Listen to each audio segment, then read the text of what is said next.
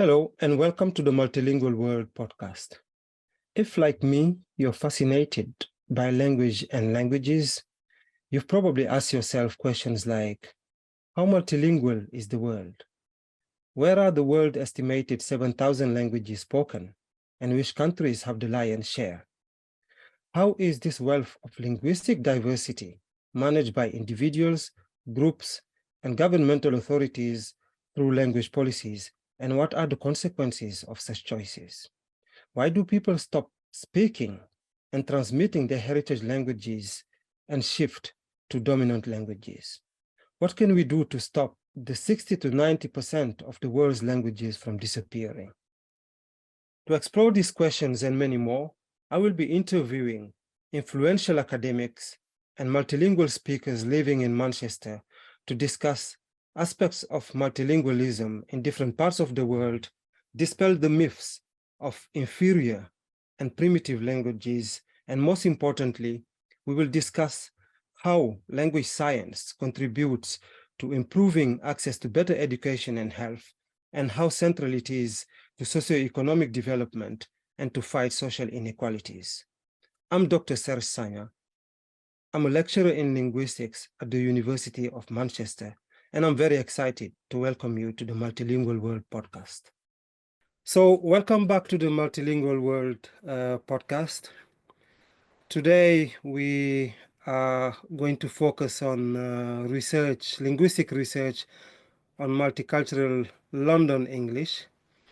This is an opportunity to discuss aspects of language variation and change and language practices in urban context, in intense language contact situations, especially in migration settings.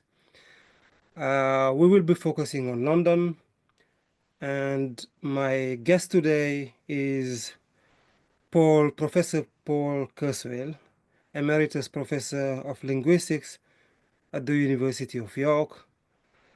Paul, I'm really excited to welcome you to the Multilingual World podcast. Thank you. And before we get into MLE, Multicultural London English, could you introduce yourself to our audience? Yeah, my name's Paul Kerswill. I suppose my background is a bilingual one. I was brought up with two languages. One of them is English, and the other one was Norwegian. My mother was Norwegian, so we used to have a bilingual household, myself and my parents, where my mother would fairly consistently speak to me in Norwegian, and I'd reply in Norwegian, and my father the same with English. So that's sort of over my childhood and teenage years, particularly, I used to get interested in English dialects and Norwegian dialects. I taught myself to read and write Norwegian, which was not a big deal, really. And so I continued with Scandinavian studies at university. But then when it came to doing small-scale research, first of all, for my master's in Cambridge, MPhil in linguistics, what I did was to think, right, I could go and find a way of studying Norwegian dialects. So I already had a contact on a farm. So this was in my third undergraduate year, or just before. And I took myself to the farm, worked as a farmhand for the summer, and made recordings of the farmer, his wife, his children, and also the older generation, people born, 1890s at the time. So then I noticed there was quite a change in the dialect. So that then moved on to the PhD, and this is when I got interested in what my main theme is, I suppose, now, which is language and migration. Dialect contact, language contact, for the sociolinguistic side of it particularly. So the topic that I chose for my PhD was based in the city of Bergen on the west coast of Norway, where I knew there was a city dialect. I had already experienced that previously, and that there were people who had migrated from the rural districts around Bergen into the city. and that this group of rural migrants were actually quite stigmatized, historically very much so. This was in the days when Norway was a very poor country. We're talking about, 100 years ago or less, in fact. And so those people felt strong pressure to change the way they spoke. So I did a PhD, sociolinguistic PhD, doing interviews with people who had migrated and noticing some of the dialect features that they used, that they changed, which ones they had adopted from Bergen and which not. And then what kind of people, what it was that motivated them to change their dialect, whether they were aware of it or not. So that was my PhD, but then I got a job at the University of Reading in England, where I then was encouraged, as we all are, to put in research proposals. So my research proposal was to investigate a town called Milton Keynes, which is a new town in England. We're talking about the year 1990, 1989, 1990 now. And I conceived the idea of seeing how the children of the migrants who had migrated to Milton Keynes from other parts of Great Britain spoke. So I and a colleague, Anne Williams, she and I then headed off into Milton Keynes and made recordings, or she made recordings of children and teenagers, and also their parents. And the parents mostly came from somewhere else. They didn't come from Milton Keynes.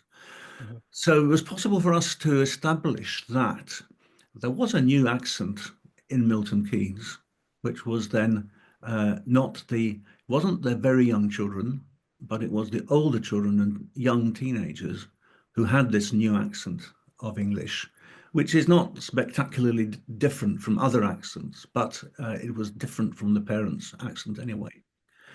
So that was the Milton Keynes project. And then I got a job I was still in Reading, in fact, and I and Jenny Cheshire, a colleague in London, she and I then put together a project on London English. And so what we were interested in was whether some of the features that we noted in Milton Keynes and in the south of England generally actually came from London. And so that's where our London project was born. So your London project was born from your research in Milton Keynes. Yes, that's right, yes. But were you familiar with London before you started doing research there? Not personally, particularly, no. Although I've always lived until then, in the southeast of England. I'd never lived in London itself. So what we assumed was that innovations generally start in big cities. They're in the sort of vanguard. So that's why we decided to study London.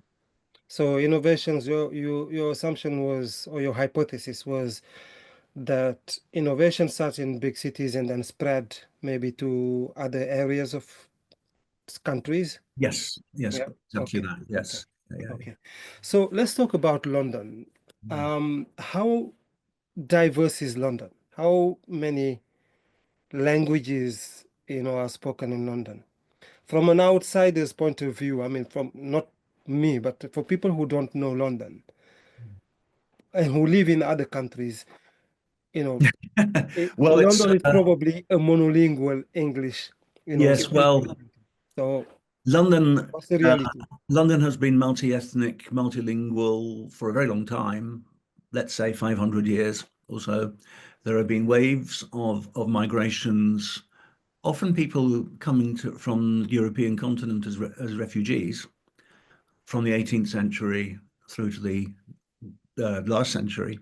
So London has been multilingual for quite a long time, but there is a dialect of English called Cockney, which is characteristic of London and which has been. So before we talk about the dialect, so you say that London as it is today, right? We'll come back to the dialect. London has been diverse for like more than 500 years. Now the current composition of London, do you have a map that maybe gives us a an idea of how, linguistically diverse London is. So this is a map of London. Yeah, that's right. Okay. So what you have here then is, okay, from left to right, it's probably 30 kilometers, something like that, I would So guess. from east to west. From west, yes, right, yeah. Okay. So it's a bit difficult to read the key here, but I'll read some of it too. So the red bits in the east here, east and south, Yeah. this is And where, southeast. yeah, East and southeast. east and southeast, the predominant group of people are what are called white British. Mm-hmm. These are people whose families come from Great Britain originally. Yeah. Mm-hmm. They've been in London maybe not all that many generations, but a few generations anyway. Yeah. And English, of course, is their main language. And many of them Yeah. will be speakers of the London dialect. Yeah. Right, and then you see other colours here. So moving towards the centre a little bit, a blue area, and From there's the northeast. So moving. this is still the northeast. That's right. Yeah. Yes. So Yeah. these are Indian people of Indian origin. Yeah. And we find more people of Indian origin over in the west as well. So these Okay. are, these communities have been around since about 1980, something like that. 1980. 1980, yes. Okay. And in the centre here, we have a number of boroughs Yeah. where the population is extremely mixed. Okay. So this dark blue area here right in the centre is basically Bengali, but all the Mm-hmm. other areas around, well, there are so many ethnicities and languages that they can't illustrate them properly in a map like this. Yeah. Yeah. Yeah. And then what you also have then is these purple areas here, which are African and African Caribbean Uh-huh. majority. Yeah. And then there's some people up here in the northwest as well. Yeah. So you have a picture then of something that's very diverse. And if I were to just say that a survey about 20 years ago now, 25 years ago, Yeah. found that the number of languages spoken in London schools is around about 300 or slightly more. 300 languages Languages spoken by children spoken in in London. the schools of London, yeah. More languages than in Cameroon, Yes.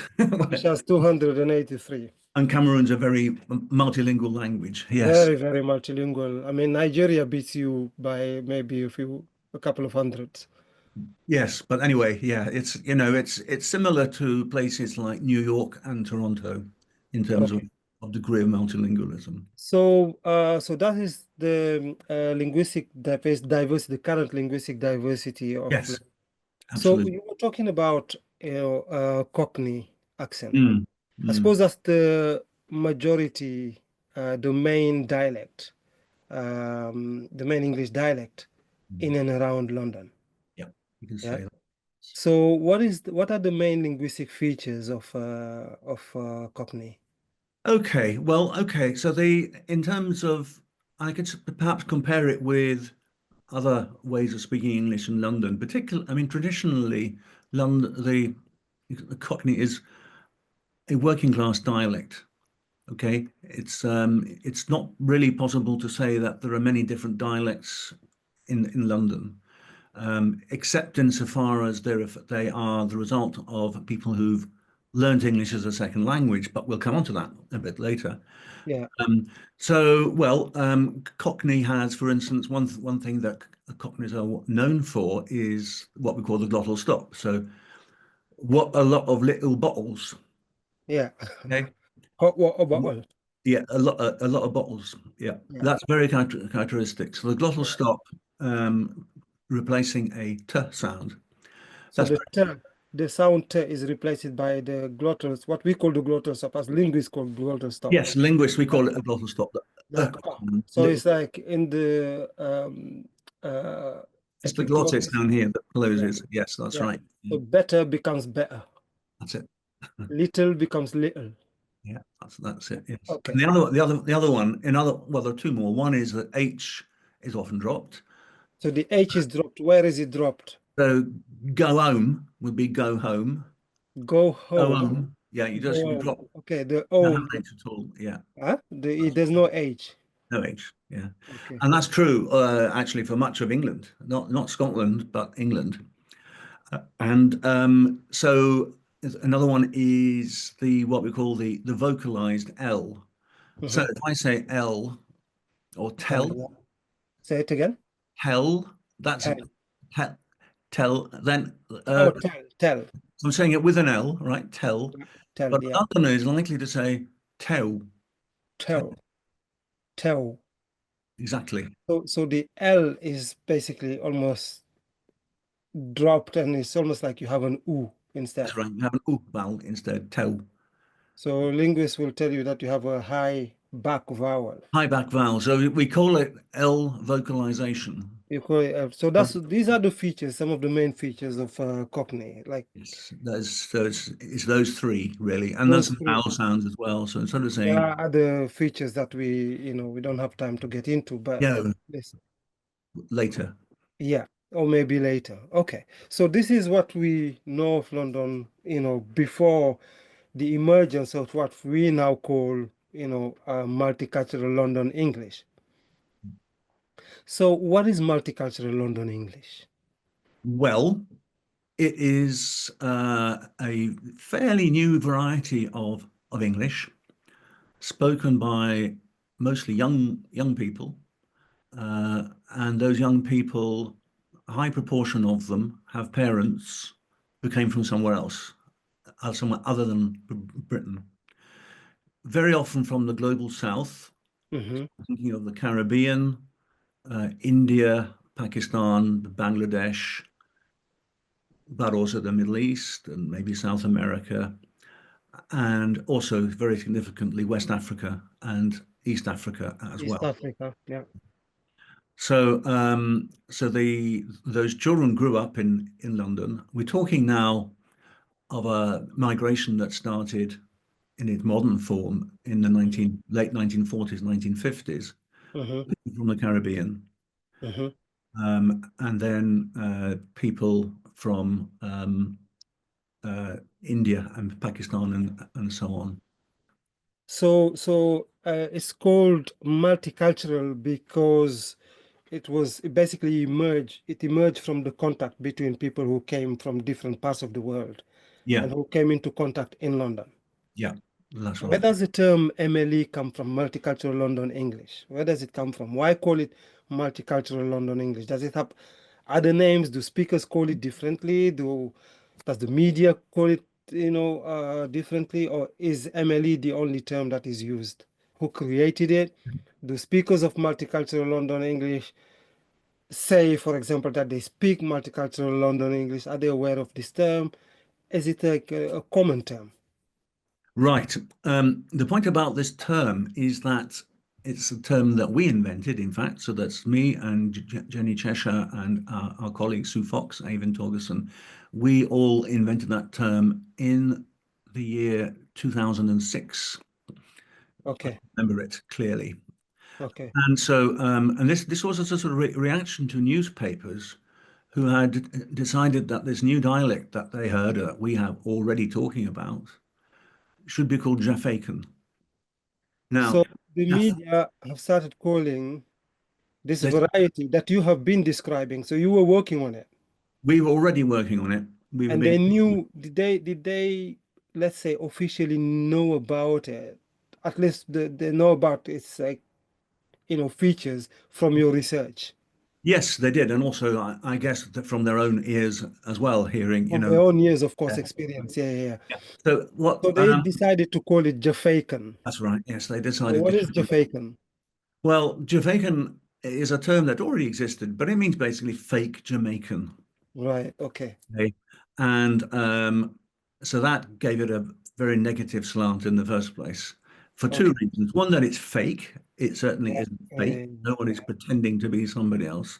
Yeah. And the other thing is that it's not Jamaican, even though it has a lot of Jamaican features in it. But so then we since it was being spoken by people who were not Jamaican origin, Yeah. we thought, right, okay, multicultural, could have called it multilingual, I suppose, multi-ethnic, but we went for multicultural London English.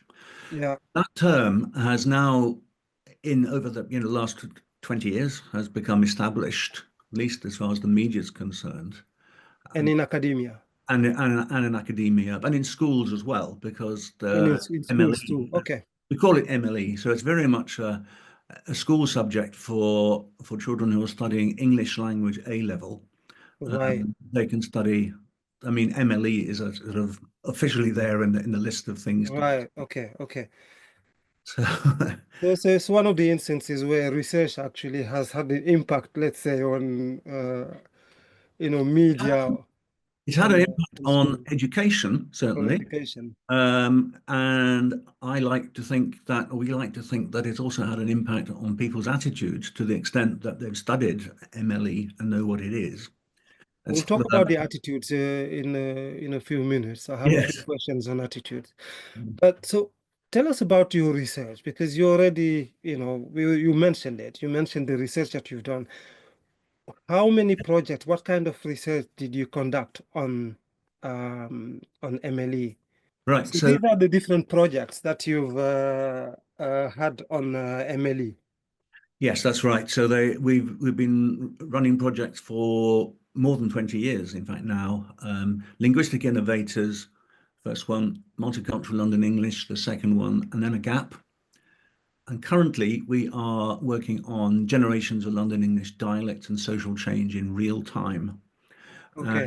So those are the projects that we're running at the moment.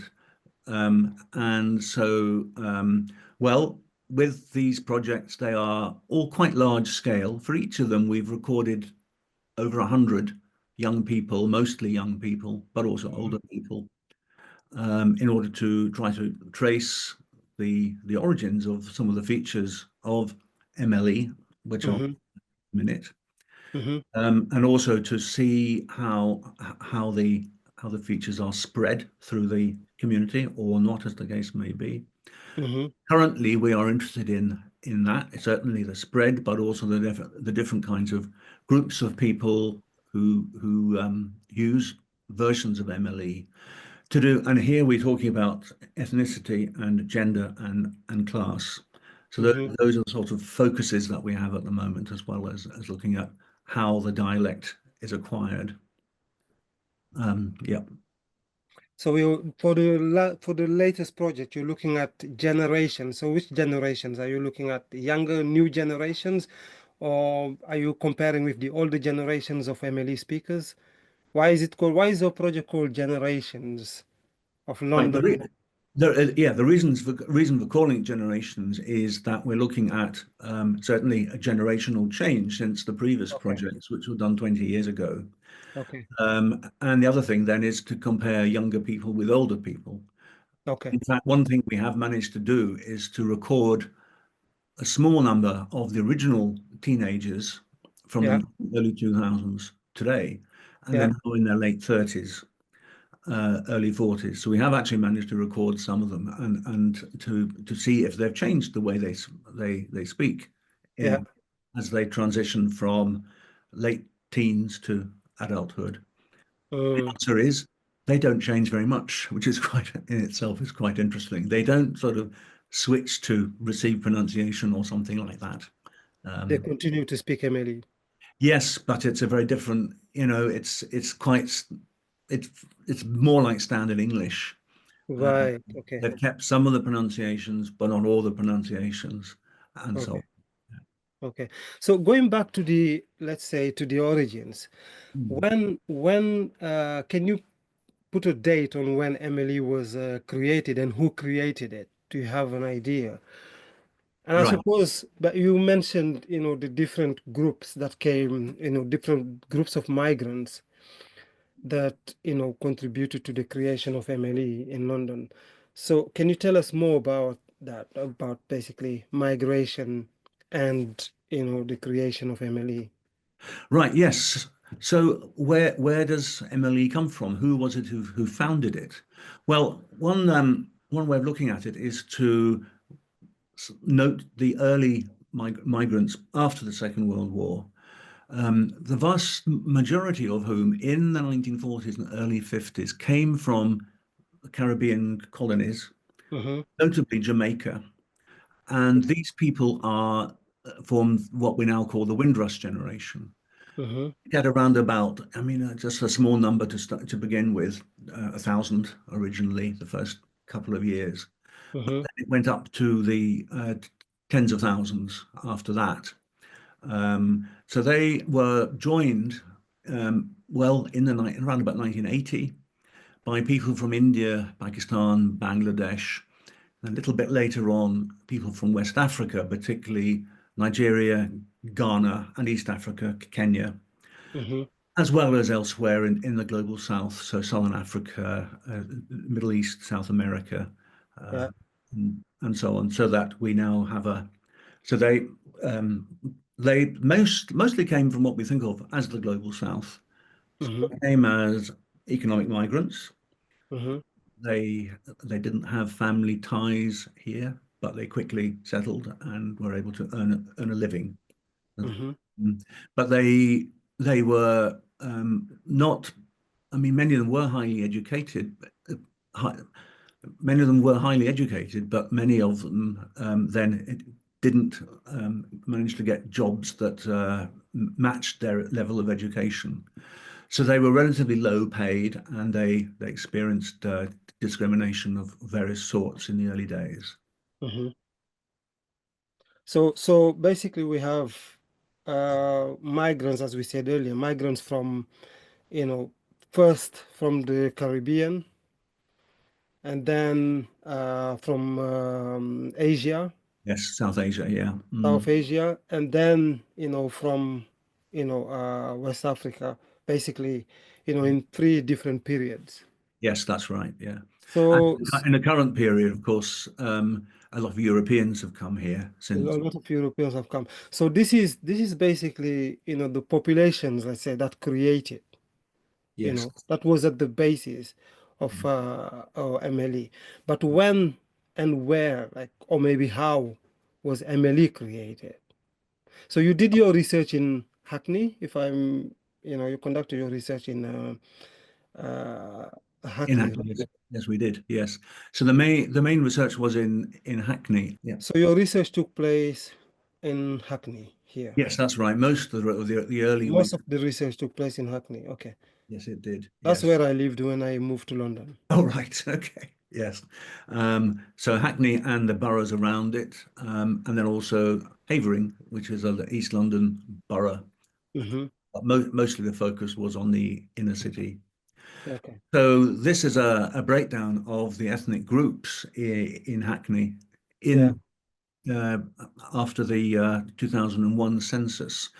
And Mm-hmm. I've chosen to show you this census rather than later ones because this is really a time period when Multicultural London English was being generated.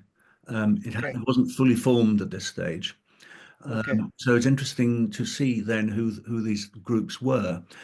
And so the groups, well, the largest group is still the white British. Mm-hmm. They are under half. Note that they are under 50%. Yeah. Then you have groups of what we call white other. So these would be Europeans and Americans and such like, and then Irish as well, substantial. Mm-hmm.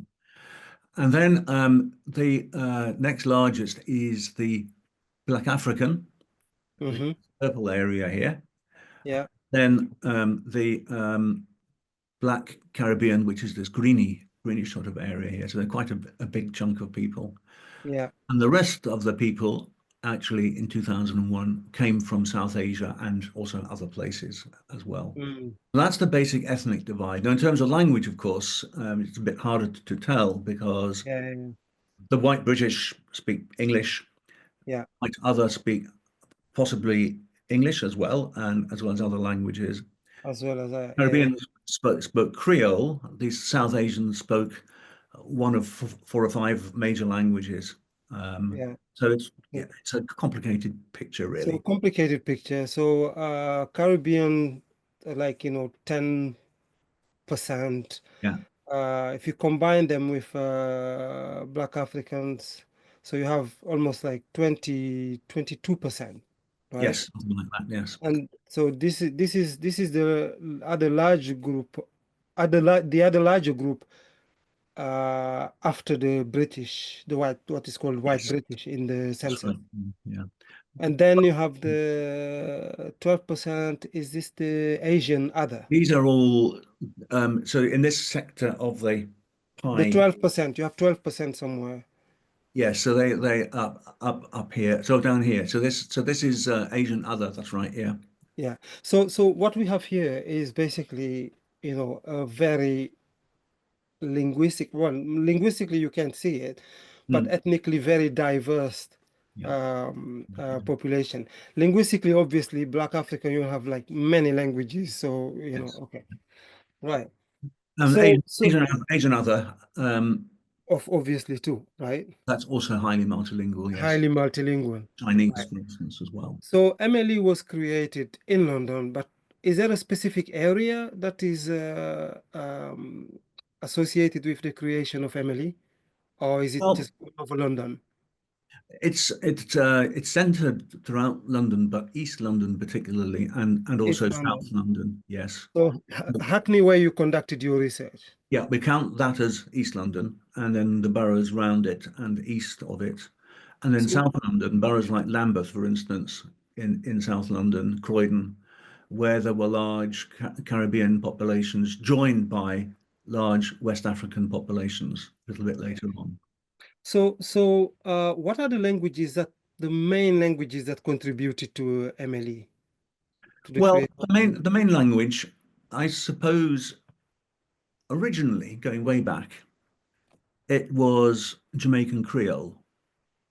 Okay, and so that language, it was then so the people who spoke Jamaican Creole also spoke English, Yeah, uh, and Jamaican Creole, you shouldn't really think of it as a dialect of English, even though it has many similarities with English, particularly in the vocabulary. But it's you it's a know different language. difficult, very very difficult for an English speaker to understand Creole. They should be It's a regarded. different language.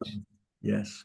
Yeah, it's a different language. Um, and so that, and then of course it was joined by speakers of other languages, notably South Asian languages. Mm-hmm. But in terms of the influence, it seems that Jamaican Creole has actually had a very, very large influence on what we now call MLE, both Okay. in phonetics and also in a lot of the vocabulary as well. This doesn't mean that people who speak MLE are speaking Creole. They are speaking English. It's recognizably. It's recognizably English. Oh It's yes. not Jamaican Creole. No, it's not So Jamaican English either. It's not Jamaican English either, because those two are different.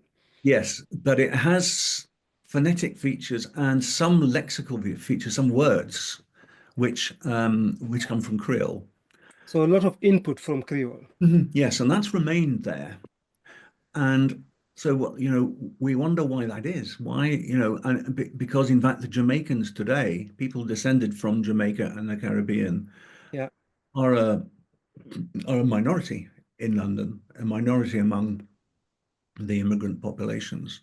yeah. Um, but it's something to do with, I mean, I think it's something to do with the fact that their language was, even though it wasn't English, it could still be understood to some extent Yeah, by okay. new speakers. And of course, the Caribbean people were educated in the English language anyway, for the most Yes, of part. course. Yeah, yeah, yeah, yeah. They would also understand English, even if Yeah. they didn't speak it fluently. So So yeah, this accommodation between the two, not a linguistic accommodation so much as they could understand each other linguistically at least. And that's not true of the Africans or the South Asians in the same way, unless they were educated in English. hmm. They were not educated particularly. So when you think, yeah, sorry, go ahead. No, finished. So I was going to move on to another question actually. Yeah, let me say a bit more about. Okay, so you have words in multicultural London English which actually come from Jamaica. So, for instance, the word mandem, Mandem, okay, yeah. plural of the word The for man. plural of man. Yes. And it's used to refer to several people. There were a lot of mandem, a lot of people, men, male people. Hmm. But that expression isn't widely used outside the the Caribbean and Black communities. Mm-hmm.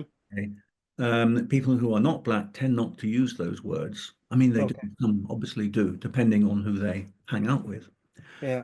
But one word that is widely used, that is Jamaican or thought to be Jamaican, is ends, my ends, my area. And that's Okay. used by anybody of whatever ethnicity. So Okay. yeah, so those words have come through. But if you then compare that with words from Indian languages like Yeah. Punjabi, there's almost Yeah. none at all, almost no Punjabi influence on MLE.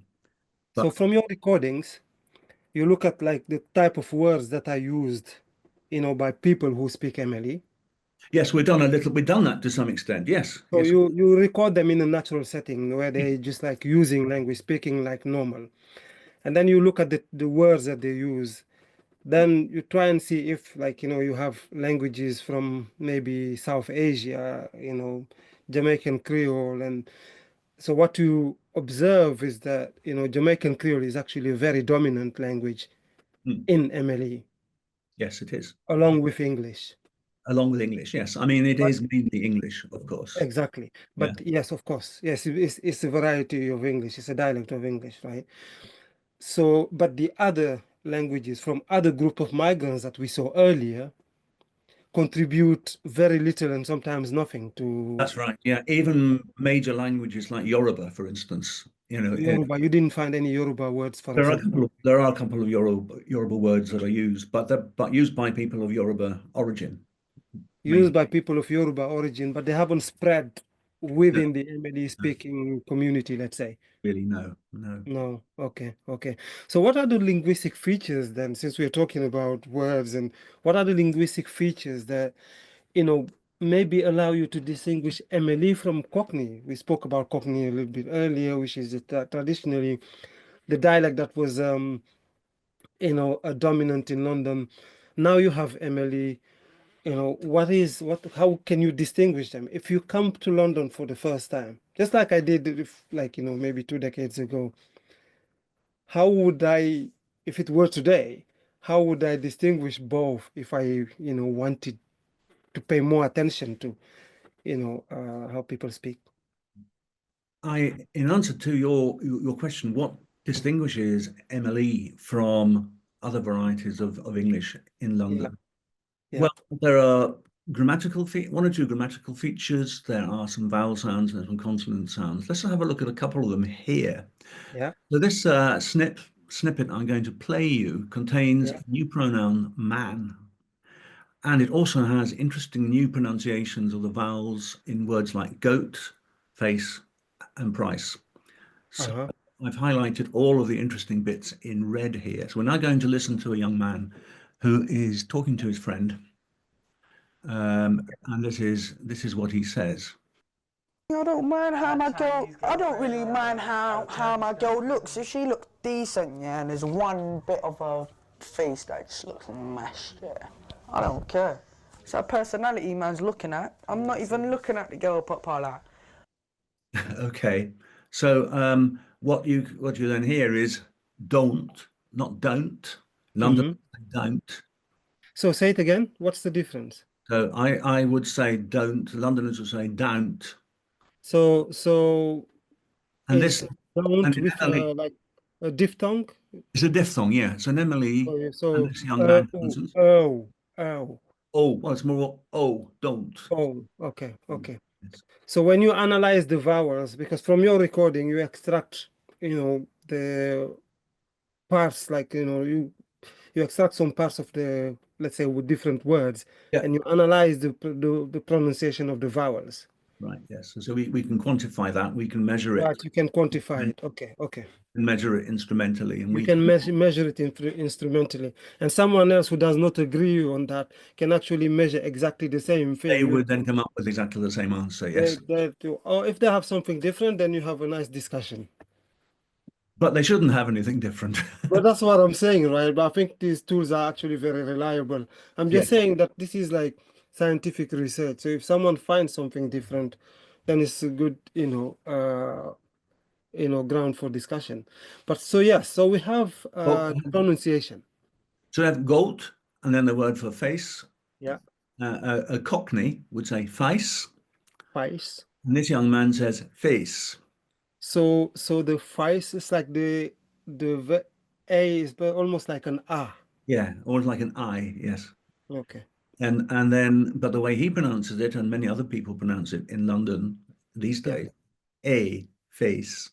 Face rather than face. Yes, that's I'm right. doing And it wrong, the but I very believe last it's word, correct.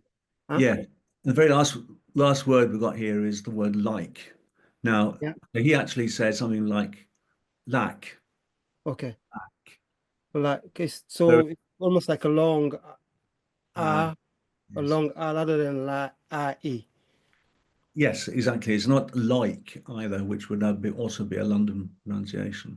Okay. And then the really interesting thing here is this pronoun man, right? I don't care. It's a personality man's looking at. And there's some debate.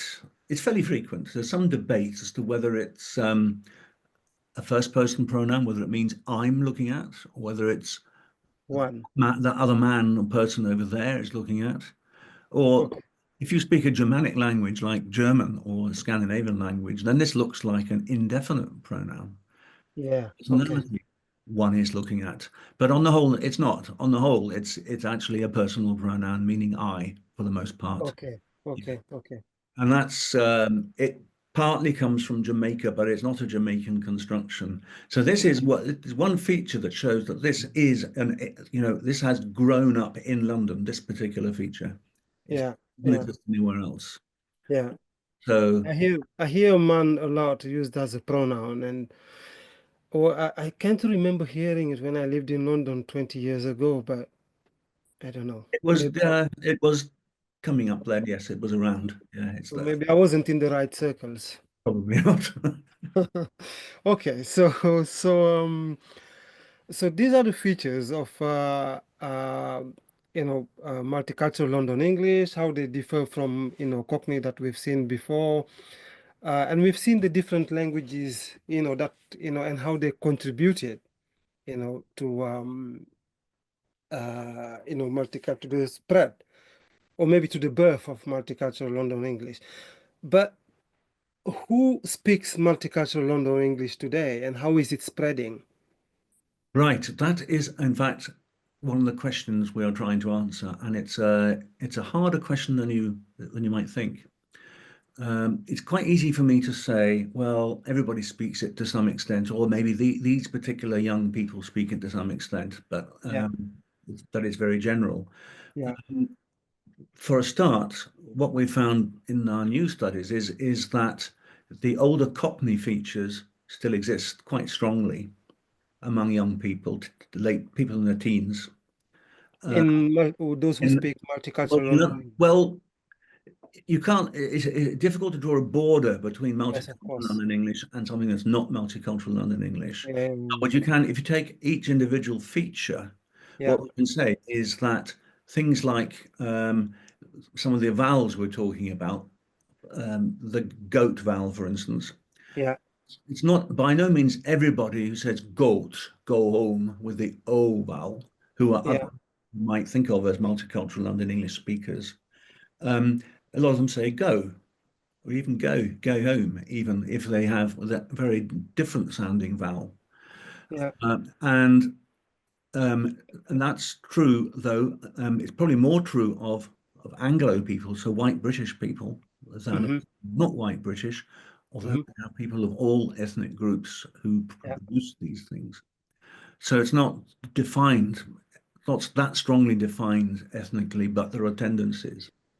On the other hand, I mean, you could say that the sort of the heartland of multicultural London English is spoken in East London or elsewhere, but it's particularly spoken by people of African and Afro-Caribbean heritage, Black people. okay, And there are strong arguments for actually saying that this is not MLE, not Multicultural London English, but that it's British Black English. right. So what's the difference? So there is very little linguistic difference. There are certain linguistic differences, but the people who consider themselves speaking Black British English use more of the features more consistently, as well as having certain features that are really almost exclusively used by people of that background. One is a tendency to say things like, okay, a word like park, to pronounce it a little bit like pork. I'm exaggerating slightly, pork. But what's different there? Well, park with a pork, it's almost like there's a W. So right. Okay, so there's like a almost like a W before the vowel. Yes, yeah. Right. So that's something we don't want to say definitely, but we've heard it.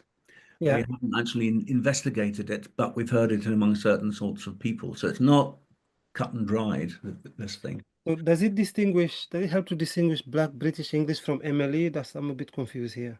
Well, whether it could do or not is a bit hard to tell, actually. Right. But MLE, Black British English almost certainly would have the gold type of vowel and the face type of vowel, almost certainly, and not goat or face.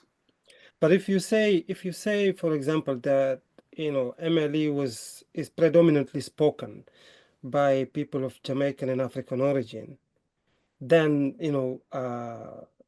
someone who's not a linguist, who's not looking at the minute linguistic details, the phonetic details, will say, well, that could be classed as Black British English. Do we have, like, let's say, a top Black British English, and then we have maybe a variety called MLE and maybe another one?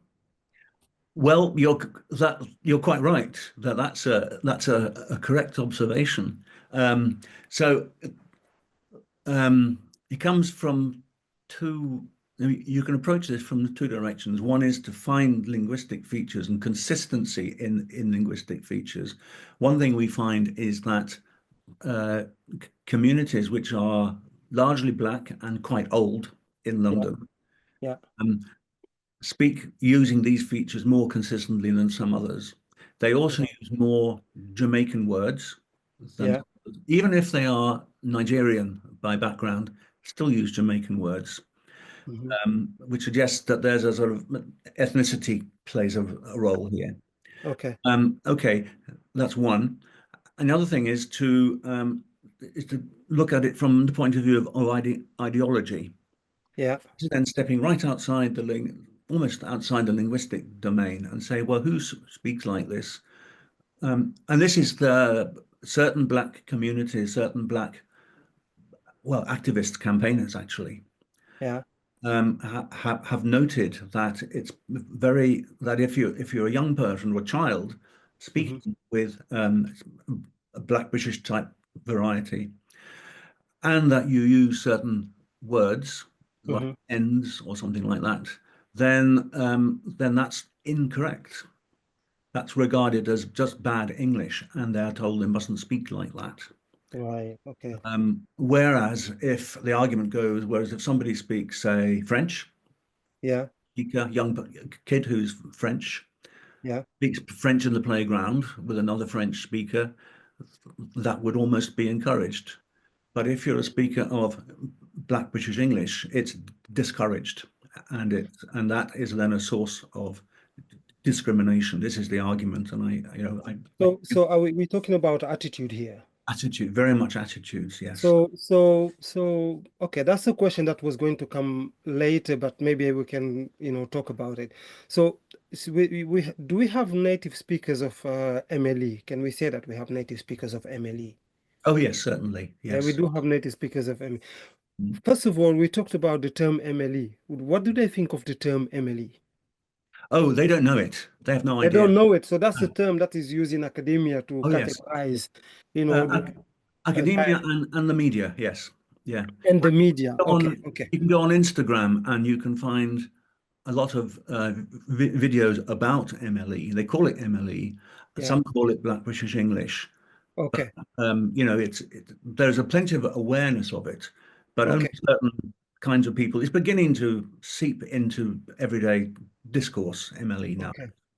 So is there research on the attitudes towards MLE? So for example, from speakers themselves, what's their attitude towards, I think you mentioned it a minute ago, towards the variety itself, the dialect MLE itself, and also at the attitude of non-MLE speakers towards, MLE. Well, the MLE speakers themselves, to the extent that they think about it, they have, you know, the same kind of attitudes as speakers of Cockney have to their own dialect, or speakers of Yorkshire dialect or something. Yeah. So and it could be a source of pride or not. It could be something that they try to suppress. And there is actually plenty of evidence, probably more so than for other dialects, of the suppression of dialect in them. And the dialect that we're talking about is Black British English. Yeah. That young people growing up with Black British English, they decide they want to go to university, for instance. They Yeah. would not continue speaking that, or at least they would have it, but they'd switch between Black British English and And some other variety of English, standard English. much more standard, yeah. I mean, so we Yeah. find dialect speakers elsewhere in the country doing the same thing, but it's more acute in the case of Black British English. So they make choices to maybe suppress it depending on the context where they are. And they're more or less conscious of it as well. Many people can talk about it. They call it code switching. Okay. Of course, there's a linguistic term meaning something slightly different. Slightly different in linguistics, of course. Yeah.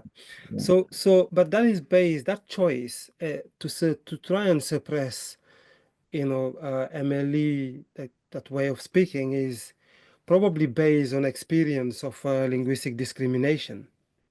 Yes, it is. And the discrimination, I suppose, is just as I was saying, you know, in the classroom when you're young. Yeah. And then where it's sort of tied in with, I guess, with racial discrimination as well. Yeah. Because it's perceived by many people, outsiders, as being black. Yeah. Even if it's not, you know, many people who speak MLE are not black. Yeah. Yeah. There's a project called Accent Bias Britain, okay, Accent Bias in Britain, which was run 7 or 8 years ago now, looking at the effect of accent on entry to the legal profession. So it was an experimental study where they had people, young men actually, for speaking various dialects, not dialects, but various accents, who then used the same. They were actors and using the same script, but pronouncing it in different accents. So Yorkshire, C pronunciation, and then also MLE. Yeah. Two versions of MLE, one being really quite broad, one being much less broad, and having a panel of real lawyers, you know, evaluate these young people who they believed were genuine recordings of interviews. And the people who came out the best were predictably received pronunciation, considered as being competent, and so on. Whereas the bottom one was in fact one of the two MLE speakers, the one who spoke more broadly. What was interesting, and this is encouraging, is that the other MLE speaker, who was very much identifiably MLE, was rated very highly in terms of competence and so on. So there's something needs to be explored there. Why one MLE speaker was regarded as you know, not competent, and the other one was regarded as competent. And it would be to do with the degree of use of some of the phonetic features, pronunciation features that we've been talking about. So no gender have they checked the no, gender? they didn't. They decided to only look at one gender, look at men. Okay. Yeah. Okay. Yeah. Simplify it. Yeah. That's very interesting. So, MLE is actually studying MLE and seeing how using it can affect access to housing, employment, and public, services. Actually, I think a good fertile ground for research. Yeah. Yeah. Okay. So before we finish, we're getting close to the end of the episode. What is the role of music in the spread of MLE? That's an interesting question. I mean, black music in London has always been centered around the East End of London since the Second World War, really, and even before. So what we find, what you should notice now is that in the housing estates of East London in the 90s and early 2000s, a new genre of pop music came up called grime. Mm-hmm.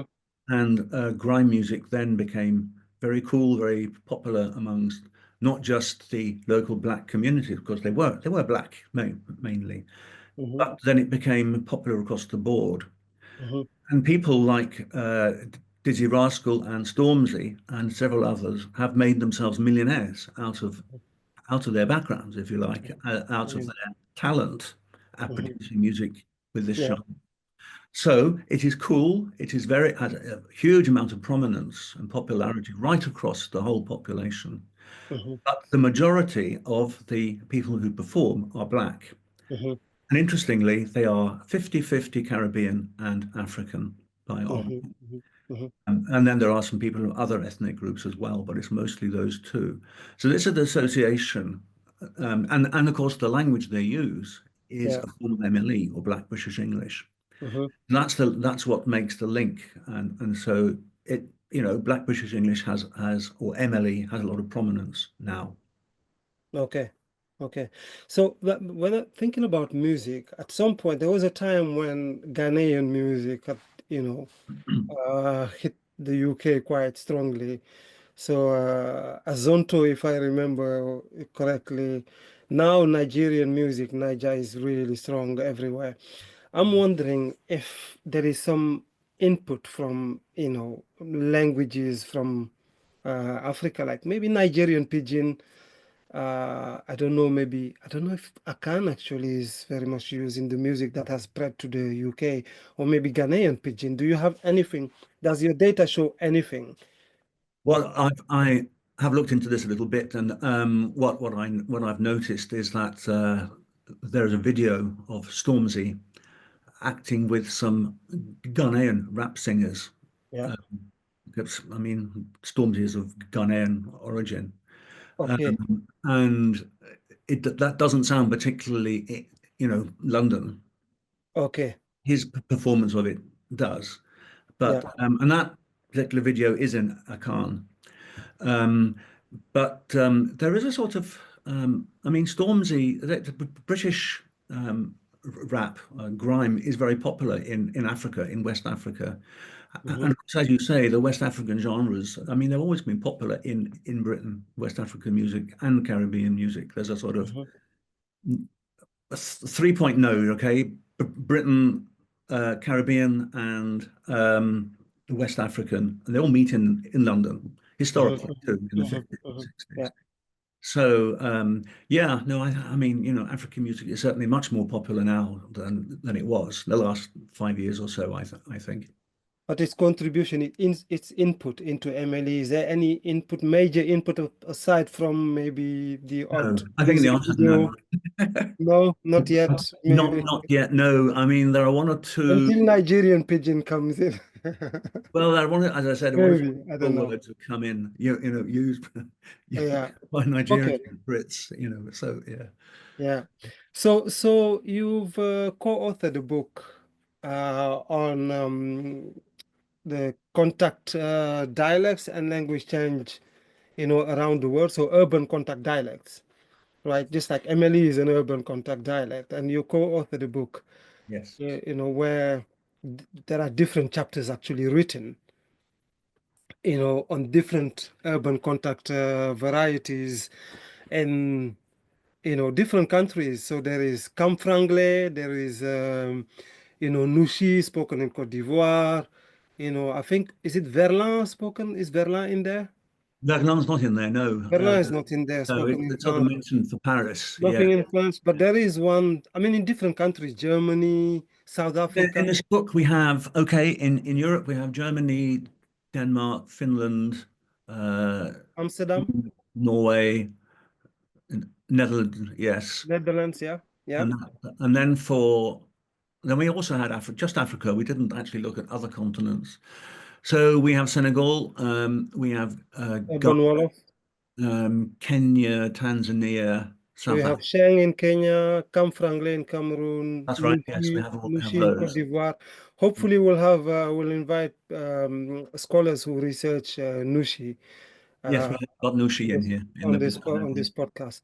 So, okay. So, can you tell us whether there are, we finished with this question, whether there are patterns, whether you observe patterns, of I don't know, linguistic patterns between the different types of urban varieties, urban contact dialects.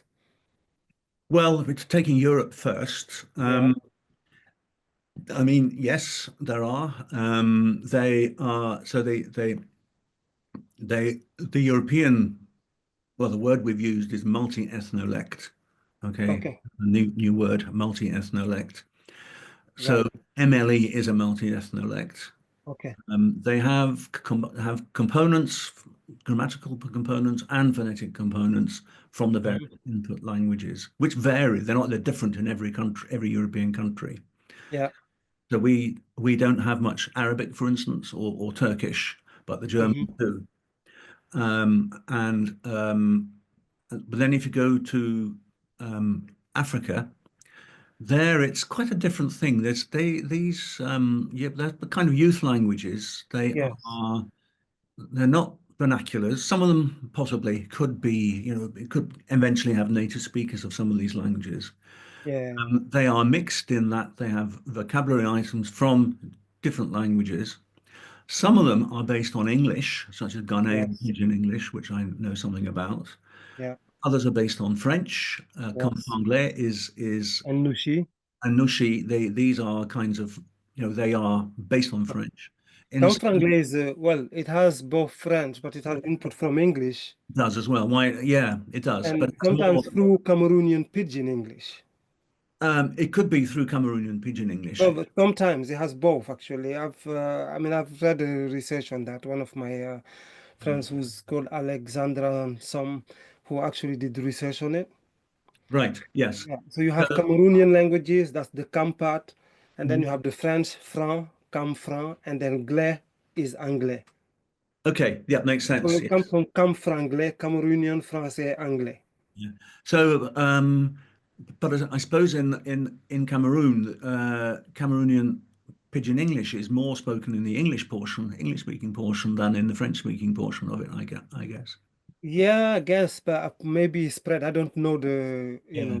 the sociolinguistic setup.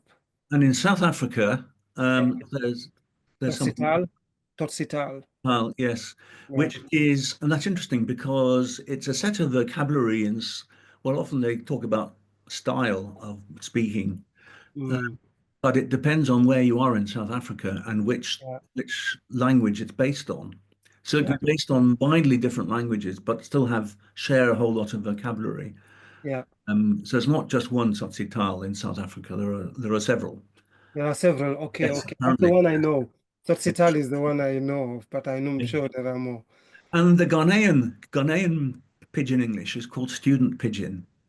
And Ah, it's because, okay, there's Ghanaian Pidgin English, but there's also student pidgin, which actually is developed in secondary schools and universities. okay. It's a sort of it's a high prestige pidgin of Ah, educated people. right. And that is, I think, fairly unique to Yeah. Ghana. Yeah. Okay. But there isn't really. So in Nigeria, you have Nigerian Pidgin English, but that hardly exists in Ghana. But there is Ghanaian Pidgin, which is Hmm. not a native language for anybody. Okay. I don't think so. Yeah. Yeah. Okay. Thank you very much for this really nice discussion, bird's eye view on urban contact dialects. Anyone who's interested should read your book. That's one starting point. But also, hopefully, we'll have more people doing research in these areas and telling us more about. Yeah. Thank you very much. Thank you, Yeah. sir. Thank you. Before we go, remember that there is no education without language. There is no socioeconomic development without language.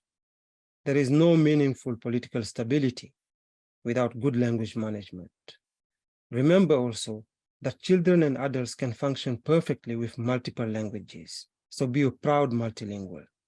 Subscribe to our YouTube channel, follow us on our social media platforms, and see you very soon for another episode on the Multilingual World podcast.